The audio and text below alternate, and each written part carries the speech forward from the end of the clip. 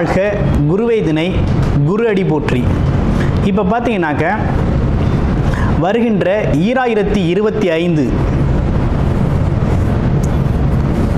வருட பலன்கள், ஆங்கில புத்தாண்டு பலன் எப்படி இருக்க போகுது அப்படிங்கிறதை பற்றி தனுசு ராசிக்கு விரிவாக நம்ம பார்க்க இருக்கிறோம். தொடர்ச்சியாக நம்ம வீடியோவில் பார்த்தீங்கன்னாக்க மாத பலன், கிரக பெயர்ச்சி பலன்கள் தொடர்ச்சியாக வந்துக்கிட்டு இருக்கு. ஜோதிட அன்பர்கள், நேயர்கள் அனைவரும் நமக்கு பார்த்திங்கன்னா நிறைய ஜாதகங்களை கொடுத்து ஜாதகங்கள் பார்த்துக்கிட்டு இருக்கீங்க. அது மட்டும் இல்லாமல் பார்த்திங்கனாக்க சில பேர் ஜாதகம் திருக்கணிதப்படி எழுதவும் கொடுத்துருக்கீங்க. அனைவருக்கும் நமது ஸ்ரீ பாலசுப்ரமணியரால் ஒரு மனமார்ந்த நன்றி. இப்போ பார்த்தீங்கன்னா இந்த ஆங்கில புத்தாண்டு வருது இல்லையா, இந்த புத்தாண்டு இந்த வருடத்தில் பார்த்தீங்கன்னா 3 விதமான கிரக பயிற்சிகள் இருக்குது. அதில் என்னென்னு கேட்டிங்கன்னா, முதல் பயிற்சி, 2வது பயிற்சி, 3வது பயிற்சின்னு தொடர்ச்சியாகவே கிரகப்பங்கள் பயிற்சி ஆகுது. அதுலேயும் குறிப்பாக பார்க்க போனோம்னா உங்களுடைய ராசிநாதன் சொல்லக்கூடிய குரு பகவான் குரு பயிற்சி அடைகிறாரு. அடுத்து ராகு கேதுக்களோட பயிற்சி, அடுத்து சனி பகவானோட பயிற்சின்னு தொடர்ச்சியாக பயிற்சிகள் இருக்குது. ஆனால் முதல்ல உங்களுடைய ராசிநாதன் குரு பகவான் என்ன நிலையில் இருக்கார் இந்த குரு பயிற்சிக்கு பிறகு அப்படிங்கிறத பார்ப்போம். இவ்வளவு நாளாகவே ராசிநாதன் எப்படி இருந்தார் அப்படின்னு பார்த்தோம்னாக்க, உங்கள் ராசியிலேருந்து 2ஆம் இடத்தை தான் பார்த்துக்கிட்டு இருந்தார். இப்போ சமசப்தமாக 7ஆம் இடத்துல அமர்ந்து பயிற்சியாகி உங்களுடைய ராசியை பார்க்க ஆரம்பிச்சிட்டார். அப்போ தனுசு ராசிக்கு இனி சிறப்பு தான். பட்ட கஷ்டங்கள்லாம் தீரப்போகுது. குரு பார்த்தால் கோடி நன்மை அப்படிங்கிற ஒரு விஷயம் உருவாயிருச்சு. அப்போ இதுவரை பட்ட கஷ்டத்துக்கு தீர்வாக இந்த காலங்கள் ரொம்ப சூப்பராக அமையுது. அது என்ன மாதிரி இருக்கும் அப்படின்னு பார்த்தோம்னாக்க, பார்வை 7ஆம் இடத்துல சமசப்தமாக இருக்கிறதுனால உடல் ஆரோக்கியம் மேம்படும், உள்ள ஆரோக்கியம் மேம்படும். அது மட்டும் இல்லாமல் நினைச்ச காரியங்கள் நடக்க ஆரம்பிக்கும். ஸோ மதிப்பு மரியாதை அதிகரிக்கும். சமூக அந்தஸ்து அப்படிங்கிற ஒரு விஷயம்லாம் கிடைக்கக்கூடிய காலகட்டம். அடுத்து பாருங்கள், அவரே உங்களுடைய ராசியிலேருந்து 3ஆம் இடத்தை பார்க்குறாரு. இது நாள் வரை அங்கே சனி பகவான் இருந்துக்கிட்டு முயற்சியில் ஒரு குறைபாடு, எடுக்கிற முயற்சிகள் வெற்றி பெறதில்லை, முயற்சிகளில் ஒரு குழப்பம், தடை தாமதமான முயற்சி, இப்படி பல்வேறு விஷயங்கள் நடந்தது இல்லையா. இனி அந்த முயற்சியில் ஒன்றும் பெரிய சிரமம் இருக்காது. ஏன்னா ராகு பகவான் அமர்றாரு, குரு பார்க்குறாரு. அப்போ உங்களுடைய முயற்சி பல்வேறு கோணங்களில் முயற்சிகள் பலிதமாகிறது, வெற்றி கிடைக்கிறது, எடுத்த காரியங்களில் காரிய வெற்றி அமைகிறது, காரிய ஜெயம் உண்டாகிறது. இப்படிப்பட்ட விஷயங்கள்லாம் நடக்க ஆரம்பிக்க போகுது. அப்போ தனுசு ராசியை பொறுத்த வகையில் இந்த 2025 பார்த்தீங்கன்னாக்க நல்ல நிறைய மாற்றங்கள் உங்களுக்குள்ளேயே நடக்க போகுது, வெளியிலையும் நிகழப்போகுது. அடுத்து பாருங்கள், சனி பகவான் 2, 3 கூடையவர். இவர் பார்த்தீங்கன்னா 4ஆம் இடத்துல போய் அமர்றார். இப்போ அந்த சனி பகவானால் மட்டும் ஒரு சின்னதாக ஒரு சிக்கல் இருக்குது. ஏன்னா அர்த்தாஷ்டம சனி அப்படின்னு சொல்லக்கூடிய 4ஆம் இடத்துல போய் அமர்றார். 4ஆம் இடத்துல சனி பகவான் அமர்ந்தால் என்னன்னா, வீட்டில் இருக்கக்கூடிய பெரியவங்க, அதாவது அம்மா, வீட்டில் வளர்க்கக்கூடிய கால்நடைகள், இதுமாரிலாம் கொஞ்சம் கூடுதல் கவனம் எடுத்துக்கணும். அது இல்லாமல் வண்டி வாகன போக்குவரத்தில் கொஞ்சம் கவனமாக இருக்கணும். தேவையில்லாமல் வயது மூத்தவங்க கூட கோவப்படுறது, சண்டையிடுறது, வாக்குவாதம் செய்கிறது, இப்படிப்பட்ட விஷயங்கள்லாம் தவிர்த்துக்கணும் அப்படிங்கிற மாதிரி இருக்குது. ஸோ இந்த ஒரு இடத்துல கவனம் தேவைப்படுது. அடுத்து பாருங்களேன், உங்களுடைய ராசியிலேருந்து 9ஆம் இடத்துல கேது பகவான் அமர்ந்திருக்கிறார். பாக்கியஸ்தானம் சொல்லக்கூடிய 9ஆம் இடத்துல அமர்ந்திருக்கிறார். ஸோ 3, 9 கேது இருக்கிறார், ராகு கேதுக்கள் இருக்கிறாங்க. அப்போ 9ஆம் இடத்து கேது ஏதாவது ஒரு சிக்கலை உருவாக்குமா அப்படின்னா, அங்கிட்டு தாய் அப்படின்னா அங்கிட்டு தந்தையோட உடல் ஆரோக்கியத்தில் கவனம் எடுத்துக்கணும். அதே நேரத்தில் பூர்வீக சொத்துக்கள், குலதெய்வம் சம்மந்தப்பட்ட விஷயங்கள், குலதெய்வ அருள், இப்படிப்பட்ட விஷயங்கள், குலதெய்வம் கோயிலுக்கு போயிட்டு வர்றது, ஆன்மீக ஸ்தலங்கள் போயிட்டு வர்றது, சித்த பீடங்கள் போயிட்டு வர்றது, இப்படிப்பட்ட விஷயங்கள்லாம் இந்த காலத்தில் நீங்கள் செஞ்சுக்கலாம். ஆமாம், அதே போல் அப்பாவோட உடல் ஆரோக்கியத்தில் கவனம் எடுத்துக்கணுங்கிற மாதிரி இருக்குது. மற்றபடி ஒன்றும் பெரிய பாதிப்புகள் ஒன்றும் இல்லை. ஏன்னா 9ஆம் இடத்துக்கு கேது அப்படின்னா முழுமையான ஒரு ஆன்மீக ஞானம் அப்படிங்கிறத கொடுத்துருவார். ஆமாம், பாக்கியஸ்தானத்தில் கேது இருந்தார் அப்படின்னா பெரிய ஒரு மிகப்பெரிய ஞானத்தை கொடுத்துருவார். குலதெய்வ அருள் முழுமையாக கிடைச்சிரும். வாக்குப்பளிதம் ஏற்பட்டுரும். ஆமாம், பல்வேறு கோணத்தில் உங்களுக்கு நல்ல விஷயங்களை செய்ய இருக்கிறாரு.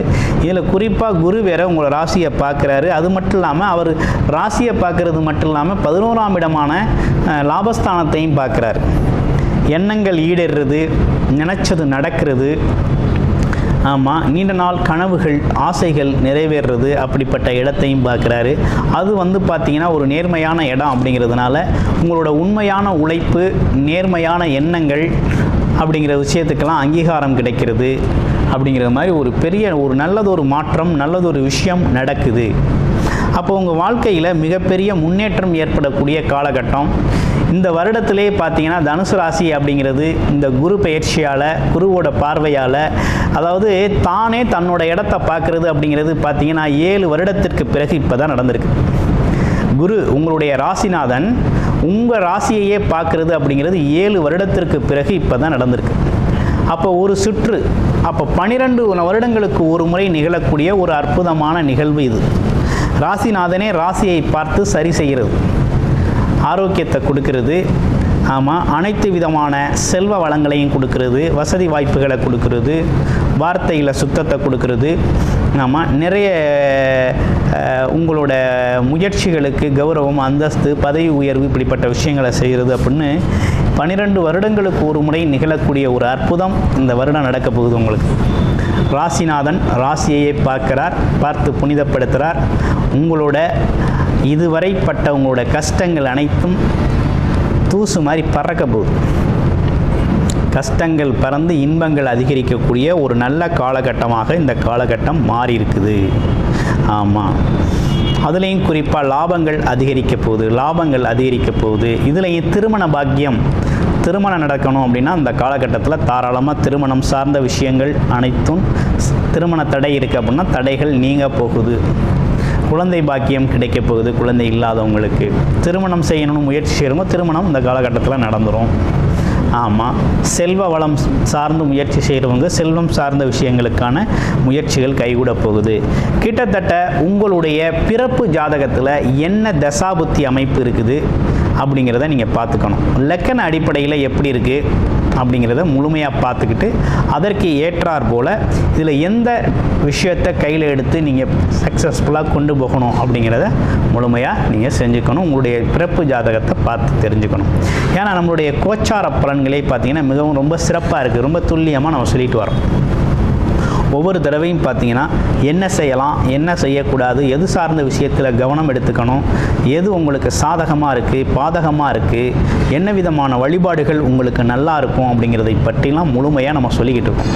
இப்போ அந்த வகையில் தனுசு ராசிக்காரர்கள் எது சார்ந்த வழிபாடுகள் இவங்களுக்கு ரொம்ப கை கொடுக்க போகுது அப்படின்னு பார்க்கோம்னா குலதெய்வ வழிபாடு அப்படிங்கிறது ரொம்ப ரொம்ப முக்கியம். அது மட்டும் இல்லாமல் பார்த்தீங்கன்னா விநாயகர் வழிபாடு அப்படிங்கிறத தொடர்ச்சியாக செஞ்சுக்கிட்டு வரணும்.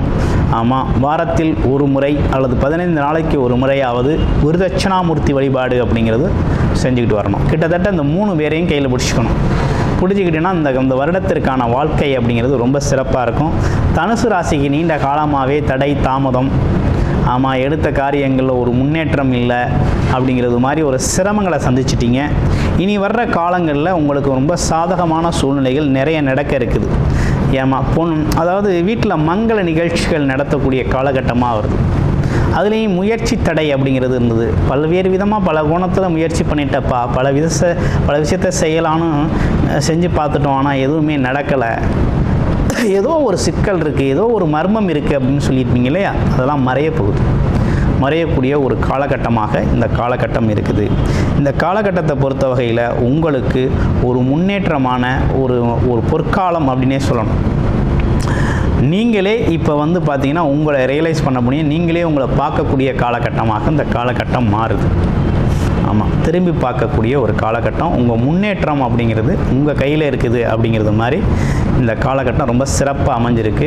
பொன் பொருளாதாரம் ஓங்கி நிற்கக்கூடிய காலகட்டம். அதே நேரத்தில் பார்த்திங்கன்னா திருமண யோகம், அது கணவன் மனைவி ஒற்றுமை, பிரிந்த குடும்பங்கள் ஒன்று சேர்றது, ஆமாம், அந்த மாதிரி விஷயங்கள்லாம் ரொம்ப நல்லா இருக்க போகுது. அதே நேரத்தில் இந்த காலகட்டத்தில் திருமணம் ஆகாத தனுசு ராசி அன்பர்களுக்கு உறுதியாக இந்த வருஷத்தில் திருமணம் ஆயிரும்.